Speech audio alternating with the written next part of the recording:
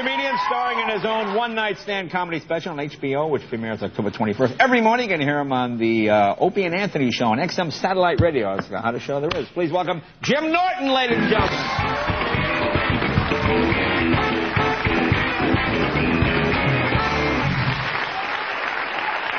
Thanks, everybody. It's good to be back. How are you?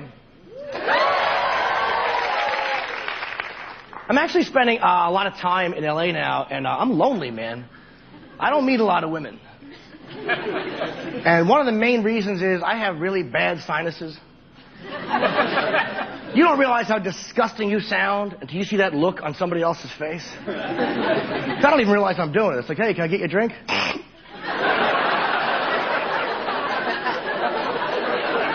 I don't know what turns a girl off more is the sniffle or the swallow that comes right after it. I spent about 2 hours today looking at photos of myself. Not good. I've never photographed well, and I finally realized why. It's because cameras are accurate. I'm not a good smiler. Like, some people can just smile on cue, but for me, it has to happen naturally and organically. Like, you know, maybe you're out in a mall, you see a very old person tumble face first down an escalator. Only natural, a smile should pop out. But when somebody tells me to do it, I think it's my shame, but I just kind of smirk and slouch. And I don't mean to do it, but someone's like, smile, and I always go. Every time I'm photographed, I look like an athlete should be visiting me in a hospital.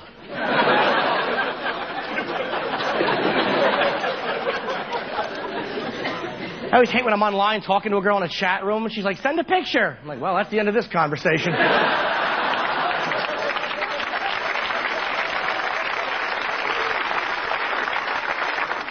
And I hate, like, the chat room lingo, like that little abbreviations people use. LOL, laughing out loud. Are you? Because it used to be a natural expression to kind of make a mechanical conversation seem more real. But now it's this, like, anchor at the end of every lame, uncomfortable online moment. I use it myself. You ever try to get somebody to talk dirty? You got to throw LOL in there just in case they get angry. Like a woman says something totally innocent, like, ah, that sucks. And you type back, well, sucking isn't always bad. LOL.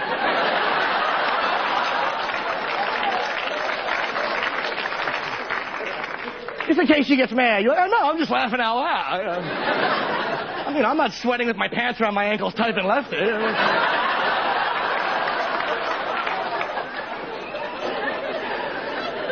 I'm creepy. I'm not a good flirt. My idea of flirting is walking into a really crowded club and standing an inch behind a girl and tickling the back of her arm and whispering, coochie, coochie, coo.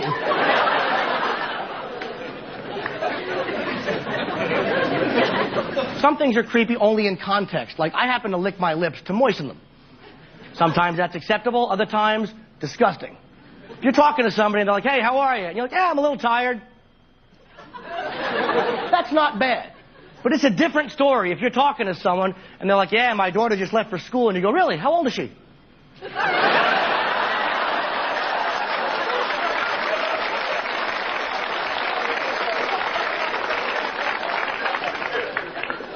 I'm insecure around women. You know what part of my body I really hate? Besides my torso, neck, and chin? My feet are a genetic abomination. Size 7.5. Triple E width. That's almost a perfect square. Normally, the only way to get feet like that is for a duck to impregnate a Lego person.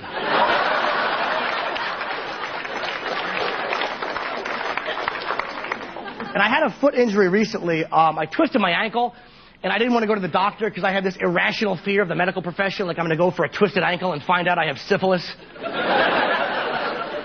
But I've always had really, really bad pain in my feet, so I finally went to see somebody, and he goes, oh, I see the problem. Your left leg is a little longer than your right leg. Oh, that's a relief. Thank God it's not a muscle pull. Nice to know it's only a mild skeletal deformation. And now I'm completely self-conscious, because you know you have something wrong with you. You feel like everybody else can see it. So I'm talking to a woman, but the whole time I'm talking to her, internally, I feel like, can I buy you a drink? I forgot my burlap mask with the eye hole cut in it. Thanks a lot, everybody. Appreciate it. Thanks.